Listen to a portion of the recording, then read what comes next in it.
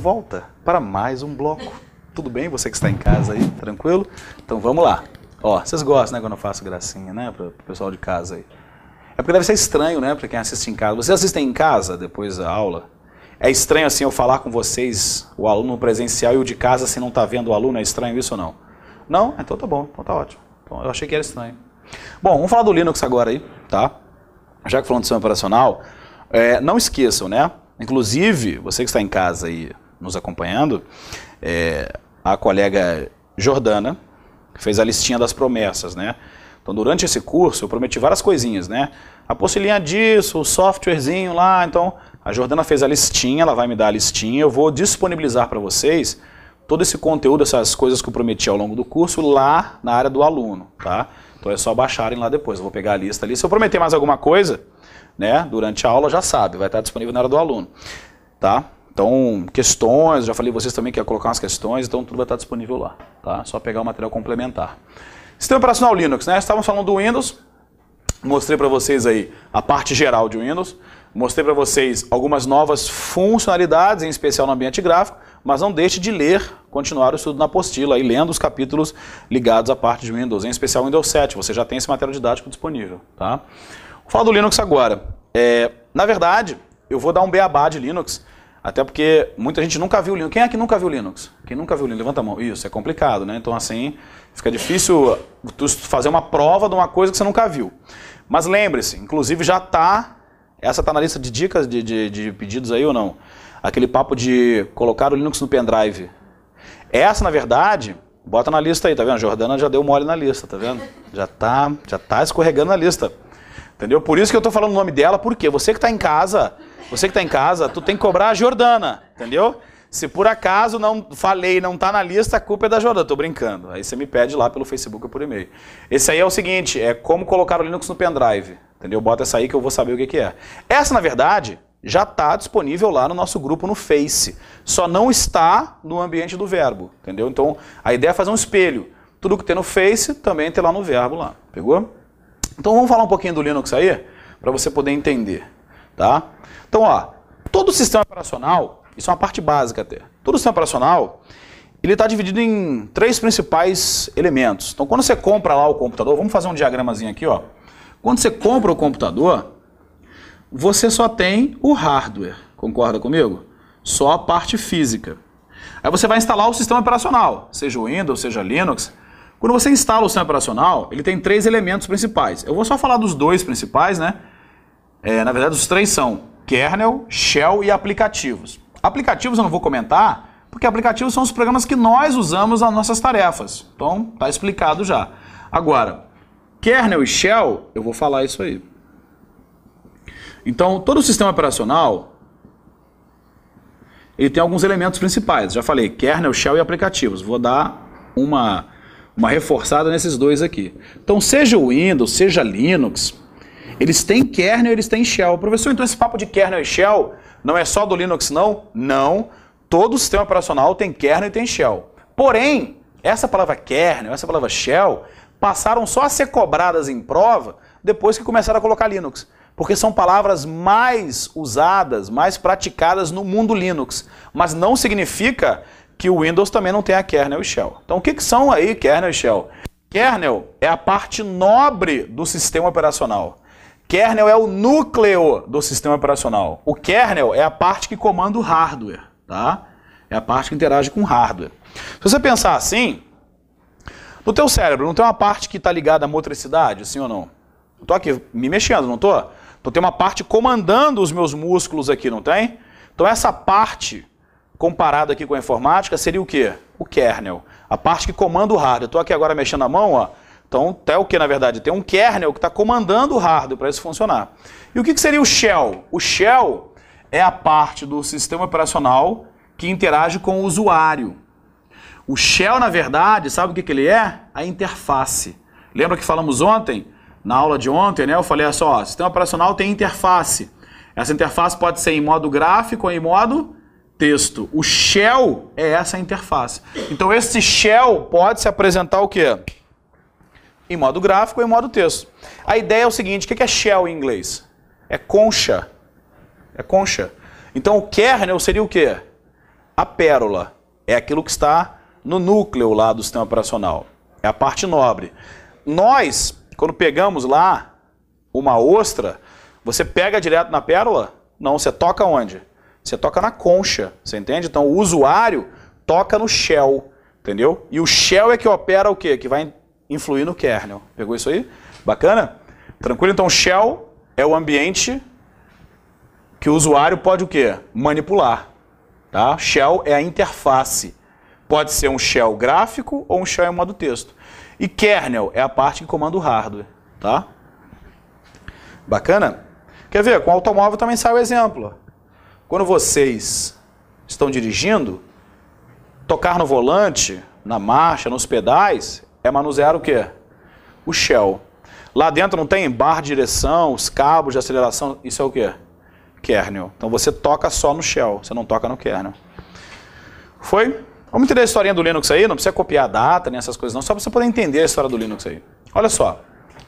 Origens da informática lá, vamos lá, em 1970. Em 70, como é que eram os computadores lá em 1970?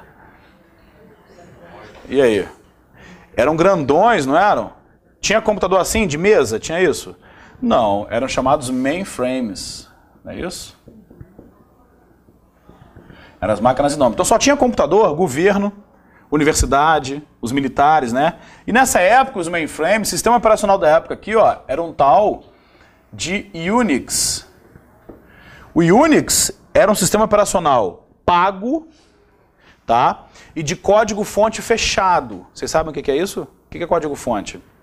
Sabem fazer bolo? Quem sabe fazer bolo aqui? As gurias que sabem fazer bolo.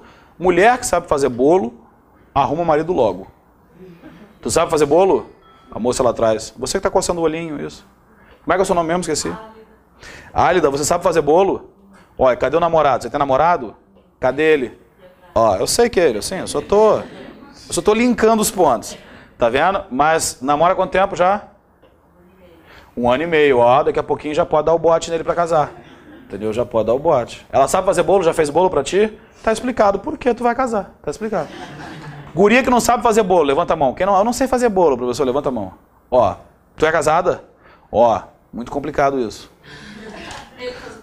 Ah, então tá explicado. Entendeu? Tá explicado. Não, eu ia falar que tu tem talvez um outro atrativo, alguma coisa, né? Mas eu quis te elogiar. Eu quis te elogiar, mas tu não me deixou, tu não deu nem tempo. Tu já tá nos dedos, entendeu? Olha os dedos, como diz a Ana ali. Olha os dedos dele no chão ali, né? A Ana gosta disso. Então presta bem atenção. A ideia é essa. Código-fonte é a fórmula de como faz um software. Só que a gente fala assim, código-fonte do bolo? Não, a gente fala de quê? A receita, né? Então código-fonte, bota num cantinho isso aí, rabisca num canto do caderno aí, joga no glossário. Código-fonte é como faz um software, é a receita de um software. Então quando eu falo que o Unix possui código-fonte fechado, o que é isso? Só os fabricantes é que sabem a fórmula. Por exemplo, o Windows é código-fonte aberto ou fechado? Fechado. Compara então a Coca-Cola. Coca-Cola, todo mundo fala assim, quando eu dou aula, lá no Rio, eu dou aula para o pessoal do Conselho de Farmacologia lá, para perito da Polícia Federal na área de farmacologia. Aí eu pergunto assim para eles, que eles são químicos e farmacêuticos, né? Qual é a fórmula da Coca-Cola? Aí os caras falam, eu sei o que leva, então fala. Aí eu chamo no quadro até, bota aqui, mas bota as quantidades. Aí eles, não sei, entendeu? Você entende? Quer dizer, eles sabem até o que leva, mas não sabem a quantidade, a mistura, como é que é. Então notem, porque o código-fonte é o quê? É fechado. Então o Unix, ele era um software de código-fonte fechado. O que é isso? Só os donos sabiam a fórmula, assim como o Windows também é, tá? Só que aqui tá, anos 80, o que aconteceu? Houve uma mudança aí no comportamento, não foi? Rolou uma mudança. A IBM inventou um tal de PC, né? O PC XT. Era da IBM, porque a IBM criou o conceito de placa-mãe. Porque computador não era enorme, então eram armários, né? Então memória era um armário, né? Processador era um armário. A IBM pegou tudo isso e fez o quê? Criou o conceito de placa-mãe e inventou o tal do PC XT. E qual era o sistema operacional aqui na época, nos anos 80? Qual era? Era o MS-DOS, Microsoft Disk Operational System. Tá? Porque a IBM pensou assim, ó, nós fazemos o hardware, vamos contratar uma empresa para fazer o software. Aí chamou a Microsoft, que foi fundada lá em 78, né, pelo Bill Gates. Mas eu te pergunto, então nós tínhamos o Unix, que já tinha bastante tempo de estrada, né, pelo menos uns 10 anos, né, de bom desenvolvimento, e o MS-DOS, que tinha acabado de surgir no mundo. Quando a gente vai criar um sistema operacional, você geralmente não o cria do zero. Você toma como base um outro sistema já desenvolvido para poder o quê? Somente aprimorá-lo. Por exemplo, quem é o pai do Windows? Quem é? É o DOS. Então, o DOS foi sendo aprimorado até chegar ao que é hoje, que é o Windows. Tanto é que com o tempo o DOS morreu e o Windows ficou, então é um aprimoramento. Porque, reparem, criar um sistema operacional do zero é um processo muito delicado. Se fôssemos começar agora aqui, digamos, aqui tem uma equipe de programadores. Vamos começar a criar um sistema operacional do zero. Isso vai demorar cerca de 8 anos para ficar pronto. O mercado não pode esperar tudo isso, você entende? Então, o que se faz? Você já pega alguma coisa que tem no mercado e aprimora. Até porque uma das partes mais complicadas de se fazer é o kernel. O kernel não fala com hardware. Então o kernel tem que ser compatível com todos os itens de hardware que existem. Quantos itens de hardware existem? Imagina, pensa aí, quantas placas de rede tem? Imagina, então é uma coisa bem complexa criar um kernel, você entende? Então a ideia é assim, vamos pegar o que já existe e aprimorar. Se tu fosse criar um sistema operacional, nessa época aqui, o que você ia fazer? Pegar um sistema que já tem experiência na estrada ou uma coisa nova? O que você vai fazer? O que você vai fazer? Pegar uma coisa que já tem uma certa experiência. Então a ideia foi essa. Qual foi a ideia? Os caras pensaram assim, ó. Tinha uma corrente de pensamento na época assim, peraí, quem não tiver muita grana no futuro não terá acesso à tecnologia. Porque repare, eu tenho que comprar o computador, não tenho? Custa caro. Eu tenho que pagar pelo software, porque repare que o DOS também era um software de código-fonte o quê? Fechado, proprietário, comercializado, né? Então, esses caras pensaram assim, olha, quem não tiver grana no futuro está lascado. Então, peraí, para tudo. Vamos fazer o seguinte, vamos criar a Free Software Foundation, Fundação do Software Livre. O que é isso? Vamos ensinar as pessoas a criar os seus próprios softwares. Porque assim, nós vamos ter que pagar pelo hardware, porque ninguém sabe fazer HD no quintal de casa, né? Placa-mãe no quintal de casa, mas o software nós podemos aprender a programar. E assim surgiu essa ideia da Free Software Foundation. A Fundação do Software Livre, a ideia era essa. Deixa eu mostrar para vocês. Foi esse cara que criou aí, ó, Richard Stallman. Tá vivo ele. Tá bem velhinho já até. Esse cara aí foi o seguinte, ele queria instalar uma impressora no computador lá e não tinha o driver da impressora. Sabe o que é driver?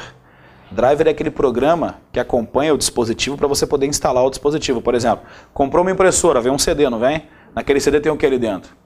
Tem o driver. Cuidado com R, hein? Porque drive sem o R é dispositivo de leitura e gravação. Por exemplo, pendrive. Não tem o R, né? Então é dispositivo de leitura e gravação de dados. Driver é software. Então aquele CD vem com o driver. Então ele não tinha driver para a impressora. Aí, quando ele foi entrar em contato com os caras do Unix, falaram assim, olha, tu tem que pagar para a gente instalar a tua impressora. Entendeu? Ele achou isso o quê? Um absurdo, né? Não. Aí ele mesmo criou o driver, você entende? Então, a ideia surgiu, para que eu vou ficar escravo da empresa se eu sei fazer o negócio? Então ele peitou e foi e fez, revolucionário. Entendeu? Então o que acontece? A ideia era essa, criar software que todos pudessem o quê? Usar, criar, desenvolver, aprimorar. E é o seguinte, para isso era preciso criar uma espécie de uma licença, uma padronização. O que é isso? Para que um software seja considerado livre, como o Linux é, como o BR Office é, que são os assuntos que estamos falando aí, ele tem que atender 4 principais características. Tá? Então todo software livre tem 4 características principais e nós chamamos essas características de licença pública geral, GPL. Primeira característica, o software pode ser usado para qualquer finalidade. Por exemplo, o BR Office, tu pode usar em casa? Pode. Pode usar no escritório? Pode, em qualquer lugar. O Office da Microsoft, por exemplo, tem algumas restrições. Existe um Office da Microsoft que ele é for students, para estudante. Tu não pode usar isso na empresa. Se tu botar na empresa, tu pode ser multado. Você entende? Então a ideia do software livre é poder ser usado para qualquer finalidade. Uma característica. Outra, copiar e distribuir livremente o programa. Eu posso pegar um DVD aqui agora, tirar uma cópia do Windows e te dar? Sim ou não? Não posso. Como assim não pode? Você é meu amigo. Ei, não misture as coisas.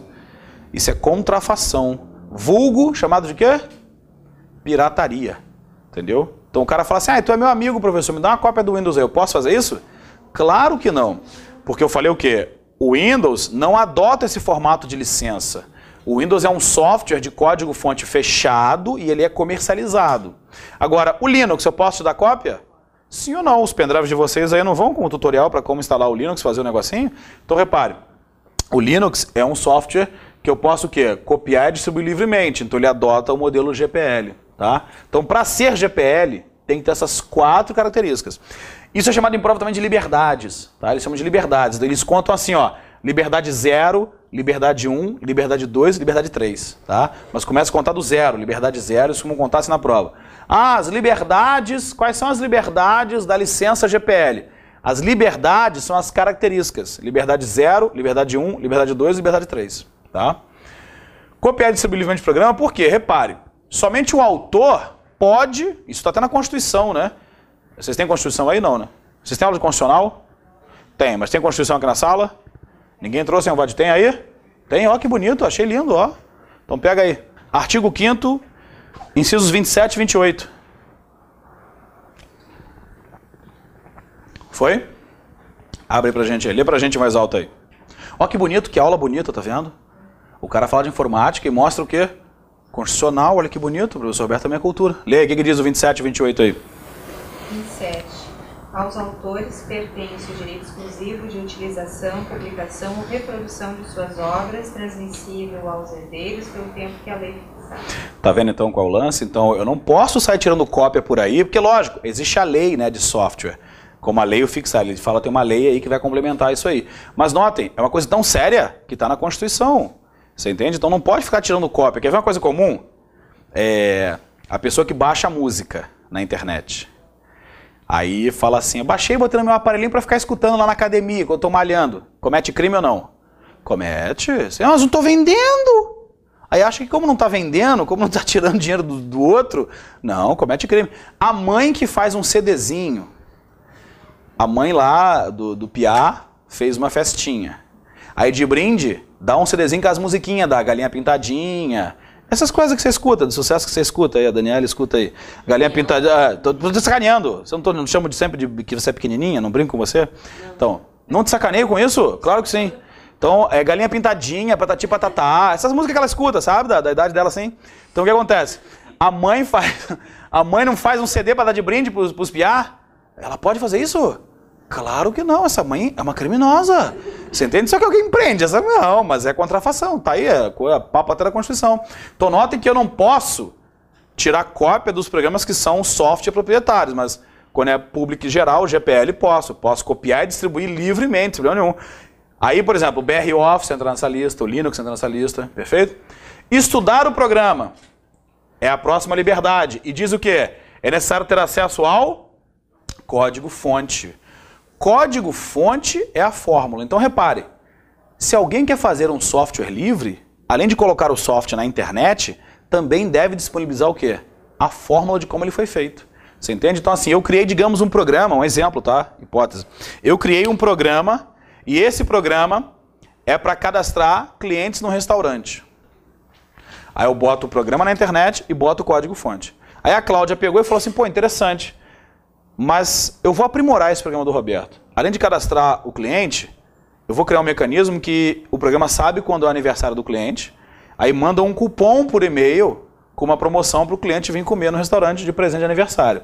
Então você entende? O que você fez? Você fez um aprimoramento. Agora, tu só conseguiu fazer esse aprimoramento por quê?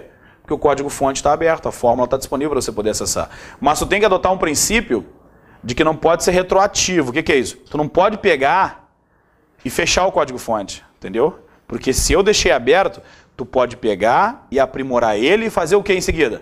Também deixar aberto para que outros possam. Não pode retroagir nisso. Pá, vou pegar, dar uma de malandro, sabe? Vou pegar, vou modificar e agora, pá, vou fechar o código-fonte e vou vender. Não, você não pode fazer isso, tá? E modificar livremente o programa. Esse papo de poder o quê? Alterar, poder aprimorar o programa, tá? Então, o Linux, ele está classificado nessas 4 características aqui. O BR Office também, ele adota o quê? Licença pública geral. Então a ideia era essa, quando os caras criaram a Free Software Foundation, era o seguinte, vamos então criar um documento, uma licença. Quem quiser criar software nesses moldes, tem que adotar essas regras aí. Mas a pergunta que tu faz é assim, poxa, mas que trouxa, né? Que otário. O cara cria o programa e bota o programa e a fórmula, ele não quer dinheiro não. A ideia não é dinheiro, é aprimoramento humano, você entende? A ideia é desenvolvimento humano, não é ganhar dinheiro com isso. Lógico, até porque todo mundo que trabalha com Linux ganha dinheiro de uma certa forma. Eu, por exemplo, não estou dando aula aqui de Linux, então estou sendo remunerado por isso. Então, mas a gente não vende o Linux. Mas cuidado, tem gente que pensa assim, software livre então não pode ser vendido, porque é uma questão muito comum de aluno falar assim, software livre, sempre ouvi dizer que é de graça. Não é o que vocês escutam assim? Software livre? É grátis. Não é que ele é gratuito. Ele pode ser usado livremente, mas alguém pode comercializar, sim ou não? Pode. Quantas vezes vocês vão na banca de jornal e vem lá assim, revista do Linux, R$ 29,90. O cara não está vendendo o Linux no CD lá? Sim, mas trouxa é quem pagar por aquilo. Porque tu vê a revista e me diz qual é o Linux que está lá, eu te dou o link e tu baixa de graça no outro lugar. Não sendo crime, você entende? Sendo legal, tudo direitinho, tá? Pegou isso aí? Então, a principal característica de um software livre não é o preço, não é esse papo de ser gratuito, não é isso. É ter o código-fonte aberto, a receita lá aberta. Bacana? E se o programador quiser transformar um software em software livre, tem que deixar o código-fonte aberto, tá? Então, a Free Software Foundation começa a difundir as ideias, mas ninguém conseguia criar um sistema operacional. Até que um cara na Finlândia, chamado Linus Torvalds, tá vendo?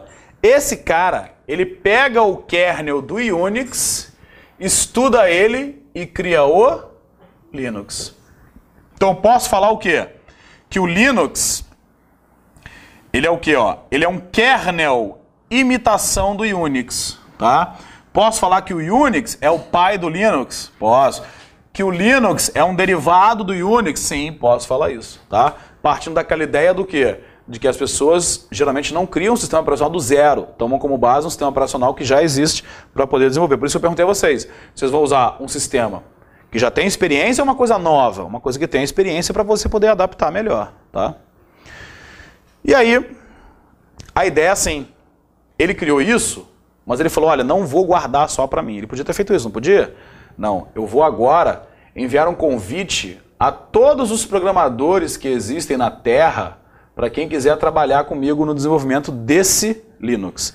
E isso foi feito, ele espalhou um convite para todo mundo, eu estou fazendo isso aqui, alguém quer chegar junto comigo? Então várias pessoas adotaram, gostaram da ideia dele lá e passaram a participar do projeto com ele. Teve gente que não, que maluco, não tem nada a ver, não vou fazer isso não.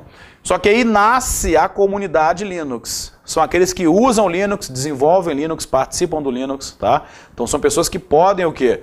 Podem trabalhar com Linux. Então você que é usuário, você que desenvolve, você que programa em Linux, você faz parte da comunidade Linux, tá? Só que aí é o seguinte, qualquer pessoa pode criar o seu Linux? Sim ou não? Pode ou não pode? Pode, o código-fonte é aberto, não é isso? Bacana. Então, primeira coisa, se tu vai fazer o teu Linux, a primeira coisa que você vai pegar é o kernel. Porque entenda assim, vamos lá. Você já viu que tem vários tipos de Linux? Sim ou não? Linux, Ubuntu, Linux, Debian, Mandriva, Conectiva. Por que tem esse bando de nome? Por que tem isso? Essas são as chamadas distribuições Linux. Eu vou dar um exemplo aqui, não ortodoxo, que vai ajudar o seu entendimento, para você poder saber por que tem esse bando de Linux solto aí, tá? Até porque eu avisei vocês, na prova de vocês, eles especificam qual vai ser cobrado? Não, então já sabe que ele vai cobrar parte geral. O que é isso? Por mais que tenham milhões de Linux, Jordana, o que eles cobram na prova é o que é comum a todos eles. Por enquanto, porque quando falar, vou cobrar o Linux tal, aí vocês estão lascados, já avisei isso aqui. Então presta bem atenção, olha só. Peguei um prato, peguei uma panela e fiz arroz. Fiz um arrozinho lá, soltinho, branquinho, bonitinho. Coloquei num prato e dei para Ana. Sim, Ana. Ana, o que você colocaria no prato? Outras coisas assim, que tu goste. Pelo menos 3 coisas. Além do arroz que eu já te dei. Então eu peguei o prato, botei o arrozinho e falei, Ana, tá aqui o pratinho. Vai lá te servir, bota as outras coisas que você quer. O que você colocaria no prato? Fala para mim. Salada. Salada. Carne, mas especifica, tecnicamente. Salada seria o que essa salada? Alface, tomate? Sim, o que mais? E a carne, o que você quer? Picanha, né? Picanha, isso. Eu já comecei a gostar, já comecei. Inclusive, assim, dando na hora do almoço, né? O intestino grosso já começa a comer o fino, você entende? Já começa a ficar uma fome violenta aqui. O intestino grosso tá com fome, já começa a comer o fino. Fala, picanha, o que mais? Mais uma terceira coisinha só pra fechar. Um queijão. Queijão é aquele queijo na chapa, não é isso? Feijão ou queijão? Ah, tá. É, porque eu já vi o negócio, fui comer no restaurante esses dias, veio o cara com uma bandeja assim, queijo. Aí é um queijo gigante, né? E umas goiabadazinhas assim, já viu? O cara vem e te bota no prato assim, eu falei, gente, que queijo é esse? Que coisa louca. Pensei que era um queijão. Então, feijão, ótimo. Este é o prato 1, ok? Gravaram o que tem no prato 1, bacana. Peguei mais arroz na panela, coloquei no prato. E dei lá pro meu amigo lá, como é que é o seu nome lá no cantinho? Marcelo. Marcel. O que você colocaria além do arroz? Diferente da Ana, hein? Peixe. Gosto não se discute. E um pirê, assim, purê de batatinha, não é isso? Isso. Aí, bacana. Esse é o prato 2. Peguei lá mais arroz, coloquei no outro prato e dei pra Dani ali. O que você colocaria, Dani, no seu? Coisa de comer direito, tá, menina? Nada de bala, doce, essas coisas, tá? Por favor. Eu adoro irritar essa garota, adoro. Fala, guria, o que você colocou? Estrogonofe. Bem de criança mesmo a comida. Tudo fácil de mastigar, não é isso? Batata frita. E batata frita ou batata palha? No estrogonofe vocês botam batata palha, não é isso? Batata palha, né? Cuidado pra não machucar a boquinha, mastiga devagar, hein? Então presta bem atenção, olha a atenção que o tio tá falando. Então presta atenção, prato 1, prato 2, prato 3. Bacana. O que vocês repararam que tem em comum nos pratos? O arroz é o kernel. Então você entende? O que muda, na verdade, de um Linux para o outro é o shell e os aplicativos que vêm. Aí, por isso que muitas pessoas usam um Linux tal e não usam o outro, por uma questão de preferência. Então, o kernel é o que há de comum em todos eles. A diferença de um Linux para o outro é o shell e os aplicativos que vêm em cada um. Por exemplo, esse Linux Ubuntu, que é o que eu aposto que vai cair em prova, que é o que eu acho que eles vão começar a cobrar nas provas, é o Linux que o governo gosta de usar. Então, você entende? Além de ser um Linux gostoso de trabalhar, bom de usar, ele é fácil, ele é tão fácil, mais fácil até que o próprio Windows. Além de ser bom e fácil de mexer, é o Linux que o governo gosta. Então anotem o que eu estou te falando, porque... Não, eu digo anota é só um jeito de falar. Não precisa anotar não. Qual o nome do Linux? Ubuntu. Por isso que tem... Não é brasileiro não. Ubuntu, né? Tem o Conectiva, tem o Debian... Tem o SUSE, tem vários. Olha, eu poderia fazer uma lista aqui com 200 milhões de Linux. Mas por que isso? O Ubuntu é o que o governo gosta, entendeu? Ubuntu, ele é africano, entendeu? E Ubuntu é uma palavra que significa em africano de todos para todos. Sim, é a Canonical. Hoje quem mantém o Ubuntu é a Canonical, né? Uma empresa. Mas foi criado na África, tá? E Ubuntu significa isso, de todos para todos. É porque todos podem programar, todos podem mexer, todos podem evoluir, e é para que todos possam. Tanto é que o símbolo do Ubuntu, quem já viu o Linux Ubuntu? Alguém já viu o símbolo? São os é como uma visão de cima, os bonequinhos dando a mão assim, entendeu? É bonitinha. A história dessa palavra Ubuntu é uma história muito bonita. Eu não vou contar que eu choro, entendeu? Aí vocês vão falar, não tem fresqueia, né? Então, mas é uma história muito bonita essa historinha. Por que que o nome é Ubuntu? É uma história muito bonita, entendeu? Então depois procura na internet, vocês vão achar aí. Quem é mais fresquinho vai chorar também, entendeu? Então presta bem atenção. O papo é o seguinte. Agora, quem gostou do prato 1, levanta a mão. O prato da Ana, levanta a mão. Quem gostou? Só eu preciso medir. Levanta e segura para eu poder escanear, tá? Baixa. Quem gostou do prato 2? Que é o peixinho com purê, pepino e tal. Você viu, não teve muita popularidade. Não agradou muito, tia, não agradou. Aí, quem gostou do prato 3? Que é o prato ali da guria. Isso, ó. É estrogonofe com batatinha palha. Isso. A cara de ódio assim. Ai, gordo maldito. Entendeu? Tu fica me sacaneando a aula inteira. Ainda bem que hoje acaba esse sofrimento. Entendeu? Então presta bem atenção. Vocês viram o que aconteceu? Acho que o prato que fez mais sucesso foi o prato 1, né? O prato da Ana foi o prato sucessão aí. Vocês notaram? Por isso, algumas pessoas gostam de usar um Linux e não gostam de usar o outro. Você entende? É como se fosse um alimento. Tem gente que não gosta de pepino. Né? E não vai querer pepino no prato, entendeu? Mas eu vi que você ficou forçado a criar um prato estranho justamente para criar a situação, porque eu falei, diferente da Ana. Então notem que a ideia é essa. O que muda de um para o outro é o kernel, tá? E aí que está. Qualquer pessoa pode criar o seu Linux? Pode. Tu pegas o kernel lá na fonte, ó, kernel.org, e a este kernel você coloca os aplicativos que você quer. O shell que você quer, o aplicativo que você quer. Com isso, tu acabou de criar o teu Linux. Eu posso fazer ó, o Robertão Linux se eu quiser? Posso, não tem nenhuma restrição. O problema é, se eu pego o kernel e não mexo nele, não altero ele, coloco só o shell, os aplicativos, posso distribuir ele? Posso, sem problema nenhum. Agora, se eu for mexer no kernel, eu posso sair distribuindo? Não. Qualquer alteração no kernel tem que ser submetida aos mantenedores do kernel. Sabe por quê? O código-fonte não é aberto. Qualquer pessoa canalha não poderia botar ali um vírus dentro do kernel, sim ou não? Poderia. Então, por isso, a questão de assim, digamos, vou dar um exemplo. Eu percebi que o Linux não tem suporte a Bluetooth, tá? Já existe, tá? Tô só brincando. Aí eu fui lá e programei isso. Só que eu não posso sair distribuindo isso, você entende? Eu mando isso para um cara que ele é mantenedor do kernel. São pessoas que são nomeadas pelo cara que inventou o Linux. Aqui no Brasil tem Marcelo Tosatti, por exemplo. Então eu mando para ele e falo, ó, Tosatti, eu criei essa alteração aí, dá uma olhada.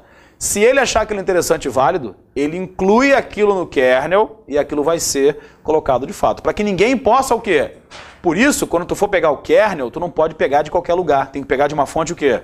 Uma fonte segura, para não baixar um kernel que alguém mexeu e não é autorizado para fazer isso. Você entende? Apesar do código-fonte ser aberto, existe um certo rigor na qualidade disso. Então pegou o kernel, juntou com seus aplicativos, você fez uma distribuição. Distribuição, também chamada em prova de distro, tá? Distribuição ou distro, tá? As mais famosas, ó, distribuições mais famosas. Red Hat, Fedora, Slackware, não precisa copiar isso que tem na apostila, né? Conectiva, Mandrake, Mandriva, Debian, tem vários aí, tá? E existem algumas distribuições que são Live CD, o que é isso? Rodam diretamente do CD, como essa que eu fiz o tutorial para vocês, que ensina passo a passo a botar o Linux no pendrive. A que eu ensino, na verdade, é o do Ubuntu, inclusive. Que como eu aposto que esse vai ser o Linux, que eles vão utilizar na prova no futuro aí, eu já crio tudo já voltado para esse Ubuntu aí, porque é a minha aposta, tá? A minha aposta como professor, eu falo, ó, eles vão começar a botar muito Ubuntu nas provas, vocês vão ver isso aí, tá? O Brasil já teve um Linux, mas o Brasil fez uma vergonha muito grande. O Brasil é complicado, né? O Brasil criou um Linux chamado Kurumin. Kurumin Linux, sim. Foi muito famoso. Inclusive vocês aqui no Rio Grande do Sul, eu considero vocês o estado mais avançado na utilização de software livre. O Rio Grande do Sul é um dos estados assim, pioneiros em tecnologias de software livre. Aqui o pessoal utiliza muito nas universidades, nas escolas, colégio público, as crianças aprendem software livre aqui.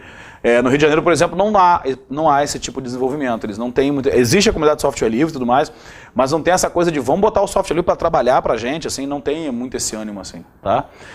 O Brasil foi o seguinte, o Kurumin foi uma iniciativa de particulares. Pessoas se juntaram, ó, vamos fazer um Linux, vamos, nacional, bacana. Começaram.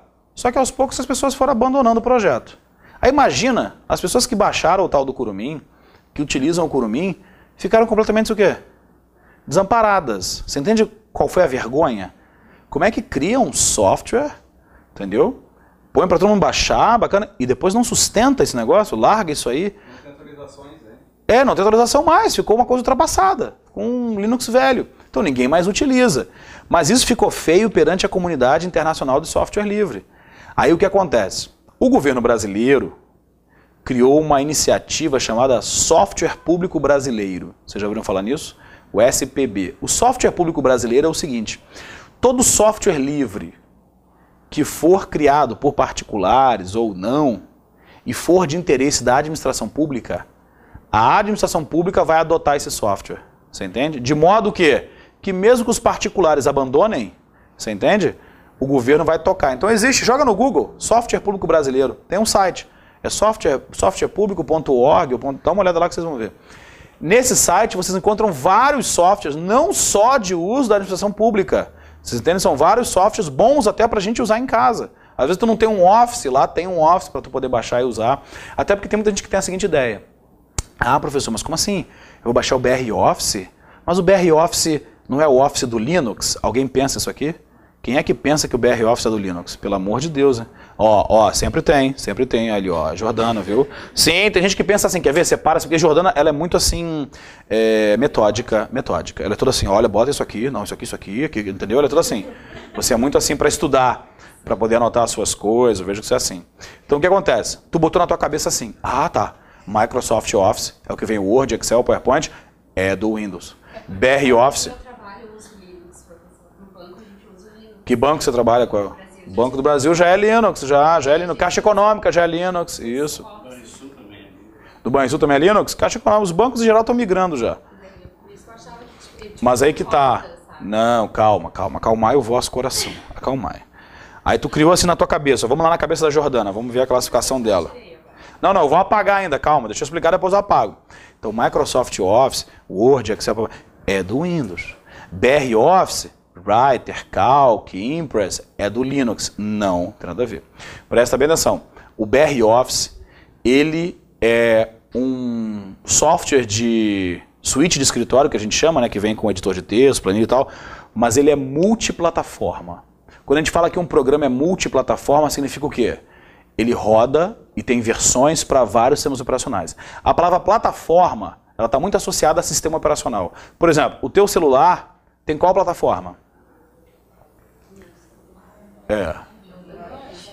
Muito bem. Então, Android. Quem usa o iPhone é a plataforma iOS. Você entende? Então, plataforma está muito ligada ao quê? A sistema operacional. Então, qual é a plataforma do teu computador? Eu uso o Windows 7. Lá no teu trabalho, qual é a plataforma? É o Linux, você entende? Mas aí as pessoas têm essa ideia de que achar que um é feito para um. Não. O BR Office tem versão para Linux, para Windows, para Mac, aquele pessoal que usa da maçãzinha da Apple, entendeu? Então nota que a ideia é essa, não tira da ideia, tira da sua cabeça a ideia então, tá? Ele tem para várias. Então quem faz, o faz para várias plataformas. Então você quando vai lá no site do Software Público Brasileiro, você encontra vários programas que foram adotados pelo governo justamente para isso, para não deixar o quê? Não deixar que o programa venha a morrer. Pegou esse papo aí? Tranquilo? Ó, aí são os símbolos, olha lá o Ubuntu, ó. São os bonequinhos dando na mão, ó. Tá vendo lá que bonitinho? Como é que vocês falam? Que coisa querida, né? Que coisa querida. Que flor, né? Pegou? E vocês que gostam de copiar slide, fica à vontade aí, tá? Quem quiser copiar slide, fica à vontade aí, tá? Quem quiser copiar, eu vou deixar... Pelo amor de Deus, não vai copiar nada disso, né? Presta bem atenção. Sabe o que é isso aí? Para você entender a história, ó. Surgiu lá o Linux, tá vendo? Alguém foi e fez o quê? Vou criar uma outra coisa. E depois morreu. A ideia parou. Não, vou criar uma outra coisa. Criou. E tá até hoje. Ó. E desse aqui, outros foram criados. Você entende então que como é software livre, pode criar o quê? Várias ramificações. Foi como o arroz. Eu fiz o arroz. E vocês foram o quê? Criando e caminhando para outras áreas aí. Você entende? Por exemplo, aí vai que... Vamos dar um exemplo aqui. O estrogonofe ali da Dani... Tu queria de carne ou de frango o seu estrogonofe? De carne. Perfeito. Aí tu fez o de carne, bacana. Mas aí tu é Oi, fala. Não, era uma discussão culinária. Não, mas explica, fala pra mim pra entender, fala pra entender. Eu disse de frango e fricassê, mas eu conheço. Como é que é? Não, ficou muito fresco agora. Como é que é o nome do negócio? Fricassê. Tá certo. É quando a gente pensa que já viu de tudo na vida, aí é como tu falou hoje, Cris. Tudo que sei é que nada sei. Tu não falou isso hoje de manhã? Tudo que sei é que nada sei. Então presta bem atenção. O fricassê, não te fresqueia, guria? Capaz. Entendeu? Aí ela fez o de carne ou o outro que foi o fricassê. Bacana. Mas aí tu fez agora um que é vegetariano. Tá usando carne de soja, por exemplo, para quem não pode comer proteína animal e tal. Então você entende que aí já são o quê? Ramificações da variação do dela. Você entende? A ideia é basicamente essa aqui, o mesmo princípio, tá? Pegou esse papo aí? Bom, e aqui eu explico que vem numa distribuição, vocês têm esse conteúdo na apostila também, explicadinho, passo a passo. Eu vou só resumir aqui essa explicação num gráfico para a gente poder fechar e liberar vocês aí para o almoço, tá? Aqui, ó, isso que está ali, que está na apostila também, eu vou resumir num gráfico aqui para o seu entendimento, de um modo bem simples. Ó, tô dando continuidade ao nosso desenho aqui, ó, eu tenho aqui os comandos do shell. Eu vou explicar isso aí. Aqui eu tenho o ambiente gráfico.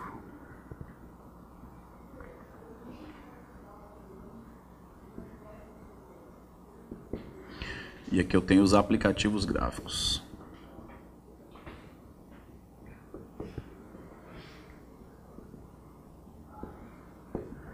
Entender isso aí. Então isso aqui é um pacotão que vem...